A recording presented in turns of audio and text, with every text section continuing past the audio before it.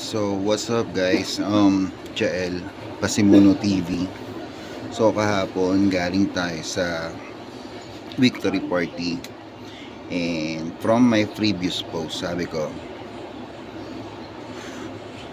magla-live tayo. Hanap tayo ng mabibigyan ng helmet. But then again, upon scrolling kahapon, may nakita akong post. Itong post na to. Yan, nabasagan ng helmet si kuya. So, siya na lang muna bigyan natin ng helmet.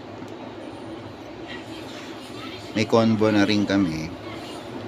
And usapan, darating siya today. Hintayin na lang natin pagdating niya. So, ayun na nga, no, yung hinihintay natin, dumating na si Sir. Sir, anong pangalan? Nilomar Salmone. Ano ba nangyari? Ano ba nangyari sa helmet? Nalaglag yun sa paglapag ng pasahero. Tapos nalaglag, tamiming yung daan ng kotse, nagulungan. Ayun lang. Hindi na napamasada. Kailan pa kayo move it biker, boss? Bago pa lang, mga 1 week pa lang. 1 week pa lang. Okay. Anong location mo, boss? Taga Marikina, no? Marikina. Sabi mo. No? Parang. Ayun. So, nakita natin yung post ni boss kahapon. Yun nga, nalaglagan si boss ng helmet. So, ayun. Palitan natin ng bago. Ayun, boss. Pa-open na lang, boss. Thank you. Nakakailang biyahe rin sa isang araw, boss. Bago nangangapa pa ako yung sa nagugulan sa mapa. Pero madali yan once na magamay kumbaga. Oo, kasi ang ko, nag-resign ako, security guard ako eh. Karamihan, boss. Ayun, yung sa kanina, yung may-ari ng click niya na blue. Security guard din niya. Ito yung mga taga rito. Mga tropa rin.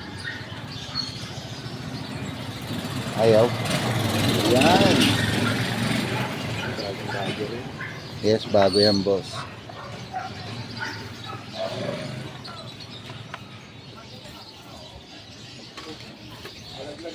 So, ayan, no. Binigay natin kay boss yung bagong helmet ni plastic. Sir, thank you sa Pasimuno TV. Thank you. Boss, thank you, boss. So, ayun, no. So, yun.